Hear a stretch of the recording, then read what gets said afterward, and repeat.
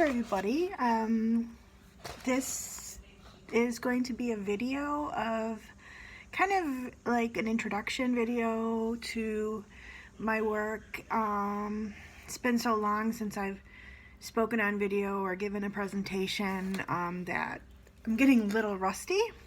So I figured this would be a good way for me to try to get back into it and get used to public speaking again, even though I'm actually only speaking to a camera. But you know, when I do these videos, I just assume that I'm speaking to an audience, even though I can't see your face out in the crowd. But I figured I would start. I had a presentation planned and I haven't gone through it, and I really love to improvise, and I really love to just, you know, step into something and see where it takes me, because every time I talk about something, I may bring up something new, shine a light on something that I hadn't uncovered in the past. But I did have a presentation on Aphra Behn that I had given in person to about 10 people, and I felt it was interesting. I think it's a topic that anyone could understand and maybe even find interest. And it's something that I think is really, really contemporary and really pertinent to a lot of issues that we're dealing with today. So let me just start. Not sure where it'll go, if it'll be flawed or confused or anything, but it'll be my first video. But anyway, so about Aphra Behn. Now, most people don't know who Aphra Behn is. I've met her many times in my education and my studies. I've been interested in women's issues for a long time. I've also been interested in the 17th and 18th century, and she's from the 17th century. She was a royalist in England, but a rebel too. And what I find interesting about the 17th century is that it's actually what we would call the more conservative side of things that was most rebellious. And actually they were more friendly as far as the woman's cause. So that's where she comes in. And another thing I love about her is that her life was so elusive. We can't find any hard facts, because I think she purposely did it to confuse, so that people couldn't learn about her, couldn't make up their own story about her, and would just take her work as is. That's my own theory. She was potentially born in 1640 to unclear parentage. She was perhaps the daughter of a barber and a wet nurse, perhaps a daughter of the illegitimate daughter of Lady Mary Roth, who is also a writer from the 17th century. Perhaps she was neither of these at all. In 1664, she hypothetically married Mr. Behn. We don't even know if she was married. We heard that she was married. There was some talk of her being married. And he potentially died the next year after she married him. He was rumored to have died in the 1665 plague.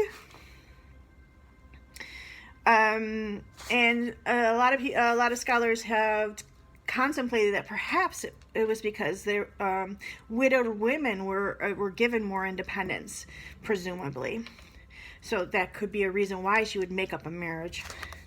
In 1666, she travels to Holland to work as a spy. She is then threatened with debtor's prison. In 1670 to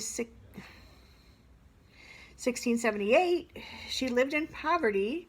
She wrote many plays, and and I quote, she said, "I am forced to write for bread and not ashamed to own it."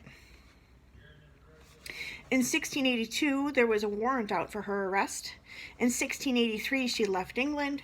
In 1686, she came back to write plays. In 1687, she wrote The Emperor of the Moon, and it was performed. She was strongly anti-Whig, anti-Puritan. Her royalist opinions and the immodesty of her public role made her a target. Jane Spencer wrote, like some other women of her time, she considered a royalist court with its tradition of educated ladies, its atmosphere of sexual openness, and the political power it afforded the wives and mistresses of nobility and royalty, a more hospitable place than a mercantile city, where women were part of the merchandise. She made no public profession of her religion. Her hallmark in the theater was the discovery scene. One set of scenery painted on shutters is drawn back to reveal the actors behind. So it was a scene painted on shutters, and then you pull the shutters back, and then and it's kind of like you discover this little place. And then there was a successive revelation of these scenes. So it was almost like a tunnel through. So I wanted to talk about The Emperor of the Moon. It's a play. It was a play that restaged debased spectacle in order to contain and diffuse it. So at the time, there were spectacles being, pageants and spectacles being performed in the streets for political purposes. And she wanted to pretty much tell the public, listen, you're being fooled here, you're being manipulated, try to be more reasonable. So she creates a play where the main character is not reasonable at all, and he believes things, and it's a many-layered play, which was really nice. She offers us spectacular epistemology that offers a corrective to the wild speculation, political, theatrical, experimental, that marks the culture of spectacle during the exclusion crisis. I don't know if anyone knows about the exclusion crisis, but I'll be covering that. Behn's method is to give the audience what they came to see. She interrogates spectacle itself. She identifies, stimulates, retrains a troubling appetite for critical wonder. So what's the play about? The play about is the character Dr. Baliardo, a moonstruck virtuoso with a 20-foot long telescope. And of course, that's a phallic symbol. He is peering at people he thinks live in the moon. In the 1670s and 1680s, there was obsession with long Italian telescopes. Mount the telescope, he says, scene 1, act 2. Then 'tis about the hour that the great monarch of the upper world enters his closet. Well, he is peering through his telescope at the monarch, without the monarch knowing about it, so he's spying on the monarch. This act of peeping shows that this play was a reaction against spectacular politics. The Whigs used various methods to coach spectators to see the latent truth of a Catholic plot discovered there. How does Behn do this? She manipulates the audience's state of wonder throughout the play. She uses the state of wonder as a tactic to bring down the problem of the state of wonder, the problem that people aren't logically reasoning through. So it's actually an early form of the period of the Enlightenment. She's trying to get people to reason. This play stimulates the viewer's uncritical gaze in order to retrain it. Reveals the seductive power of scientific observation. You'd think, well, it's just a telescope. Well, if you watch Dr. Baliardo and how he uses his telescope, you see it's really not, it doesn't have to be an instrument of reason. This play also is a way for the field of natural philosophy to be turned into an erotic act of spectatorship. So at the time they had a cabinet of curiosities, and these became spectacles, and they were actually used for scientific classification, categorization, to see the specimens, to understand the traits of whatever was being laid out. So you could enter an entire room with bones and fish skeletons and everything else, but you not because of this display, you didn't you weren't able to keep your composure. You ended up using the state of wonder and going off into your imagination, which is what Ben is trying to criticize. She emphasizes that we should allow ourselves to be entertained while always keeping a careful, informed mode of curiosity. To analyze these spectacles requires a certain interpretive frame, like corrective lenses. So you need to frame it with correction. The Whigs encourage this in their spectacles. So the Whigs would give the public the corrective lens in order to see their pageants in a certain way. So, I mean, as we all know, we can walk around with a frame in our head of how we want to see something. So we might frame it, and it's almost like an analogy to something else. So we might see a play about a dog and a turtle, but that dog is President Trump and the turtle is, I don't know, one of his advisors. But the public would understand the frame. So as a spectacle would be going past, they'd use the frame to place it into the story. And at that point, that's when the manipulation can occur. She situates a satire against the virtuoso in the context of both the culture of the time and the public, and she manipulates the message against this blind acceptance of spectacles of all kinds. So, actually, I see this as a very contemporary problem because we have a political climate right now of spectacle, and the more spectacle that's embraced or exposed or encountered, the more the public the higher the chance of the public being pulled into it, right? We have social media, we have a lot of outlets where the public is engaged now. It's kind of like the town square of, hundreds of years ago. You could manipulate the public through the town square, which could be Facebook, Twitter, whatever. And you have a captive audience with this frame. And once you have that frame into place, you can train their mind. If they're not critically thinking, you can train their mind to align with a certain political stance. And one really awesome thing that I found about this period, I'm going to probably not go through my whole thing here because it's really long, but the awesome part of this period is the politics. It's the exclusion crisis. During this period, the country was dominated by conflict. It was post 20 years of civil war, the secession of Charles II, and his heir was James, Duke of York, right?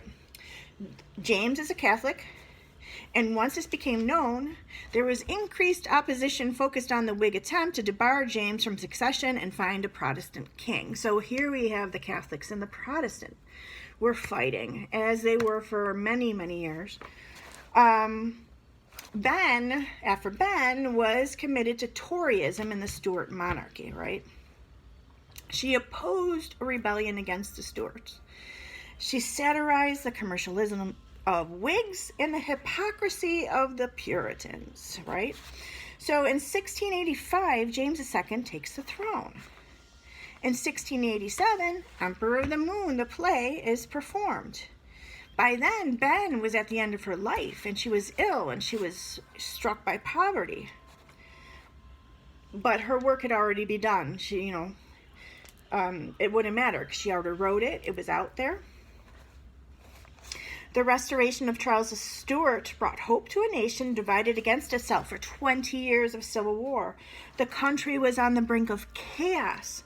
In 1678, there was a report of the Popish plot that the Catholics would rise and murder their foes. And this terrified London. They were completely in an uproar.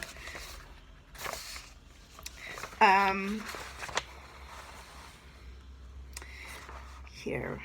All right. So the character, Dr. Baliardo, in the play is completely absorbed by faraway fantasy places, which everyone probably wanted to escape the Civil War, escape the conflict, escape the chaos. So Baliardo is kind of similar to a typical person living in that time. He is easily misled by spectacle because he doesn't even want to be there. He wants to rise higher and find a way to rise above what's happening. So it doesn't take much for him to use his telescope and to make up make-believe stories inside his head. So at one point, the ambassador, who is another character, turns into a beautiful nymph that he must possess through his spyglass or telescope. The people around, in order to try to bring Dr. Baliardo down to earth, had manipulated the glass of the telescope so that the ambassador would appear to be the beautiful nymph, not as a joke. I mean, it was a joke because it created the play as a kind of a comedy, but they were trying to get him to get knocked out of his irrationality. He also peeps into the emperor's closet, which is the most private space of any kind of political figure. And he says, "I take survey of all. This is the statesman's peephole." So this credulous fool, Dr. Baliardo, turns into a wise statesman through spectatorship and curious wonder. He thinks he knows all. He thinks he has the right to spy. He thinks that the telescope is bringing him some kind of power and some kind of knowledge that he would not have otherwise. So Aphra Behn created Dr. Baliardo as the caricature of a Whig conspiracy theorist. Yes, even then they had conspiracy theorists. Even in the 17th century, they had conspiracy theorists, which it's been just rampant lately, which is why I feel that she is so pertinent now. She wrote the play much earlier in 1684 before Charles died and James took the throne. Baliardo is publicly shamed but welcomed back by his friends. So they shame him, right? And say, "Oh, come back to us." So in other words, yeah, they humiliate the poor guy, but then he ends up coming back anyway, whatever. I'm not sure if I agree with that, but it is what it is.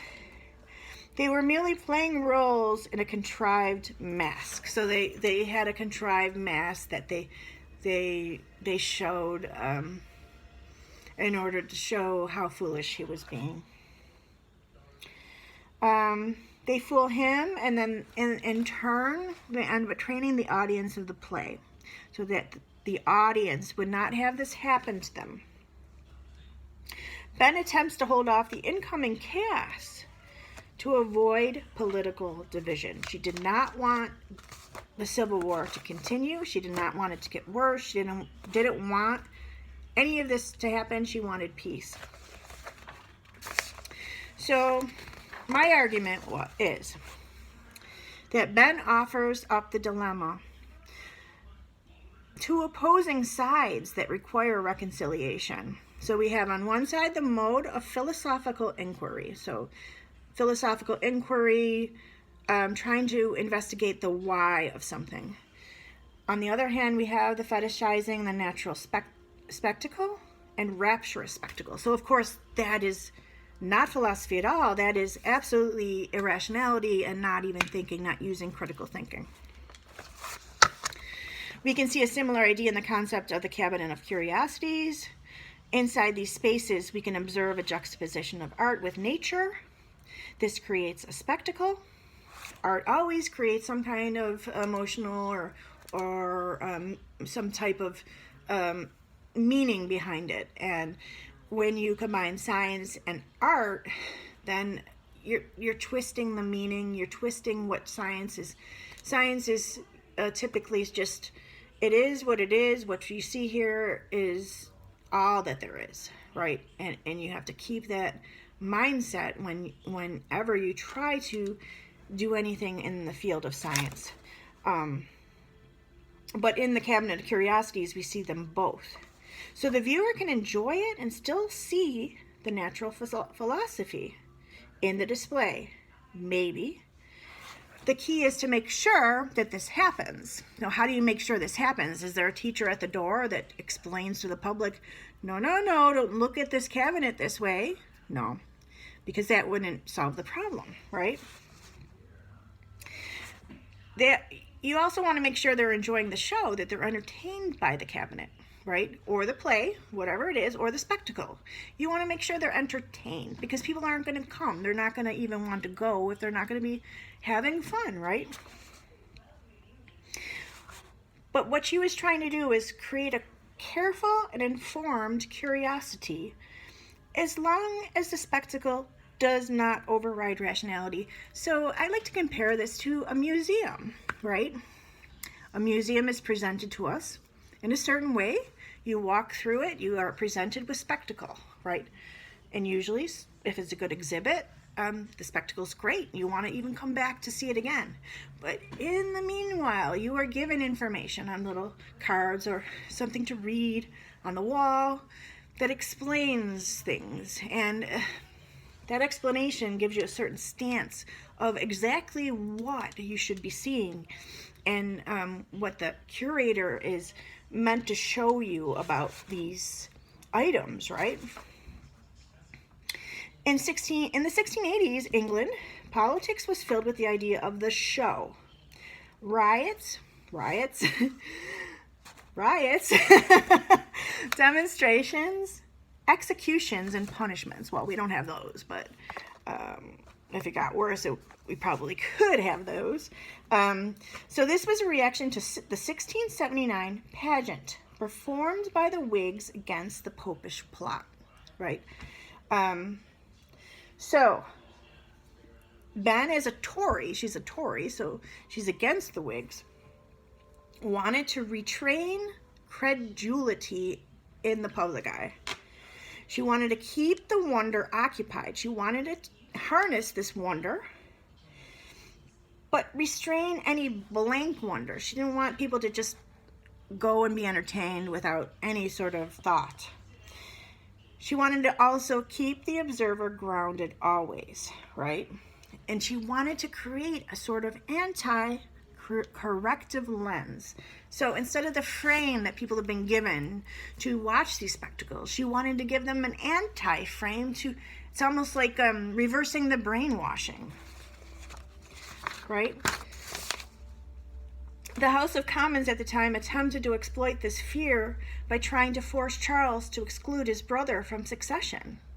So if the House of Commons could take the public's opinion and bring them onto this idea of this exclusion of the Tory James, who is a Catholic, if they could get the public onto that idea, manipulate the public, then they could exclude him from succession, right? In the end, Charles defeated the exclusion bill by dissolving Parliament. And so, I guess you'd have to know the entire history of England to understand what exactly happened, but eventually try to get the timeline here. Okay, so James accedes to the throne as James II, right? Then that was in 1685. 1687, Emperor of the Moon was staged. 1688, James II is deposed in the Glorious Revolution. That's a bloodless revolution. It pretty much, they just arrived in some boats, no fighting, but they deposed him. William of Orange and Mary Stuart then became the rulers as joint monarchs. Everyone was expecting a new civil war, but they didn't get it. They got this bloodless revolution, the Glorious Revolution. They just took James off. And then in 1689, Aphra Behn dies. She was an embittered and stalwart Tory towards the end, right to the end. But by the time Behn produced The Emperor of the Moon in 1687, it was no longer viable for the Tories to claim that the wayward virtuoso was basically harmless. Political volatility when James took the throne did not allow for this. Behn needed to warn off the credulity of the people regarding implausible plots. The potential for natural philosophy to amplify this credulity was precisely at issue. That was what she was trying to say. So in the play's finale, we see a pageant, and this scene would have been recognized by the viewers as having been a parody of the event, the popish plot, right? The emperor and the prince descend in chariot fashioned as the waxing moon. The lunar society is analogous to the London gentry ideal.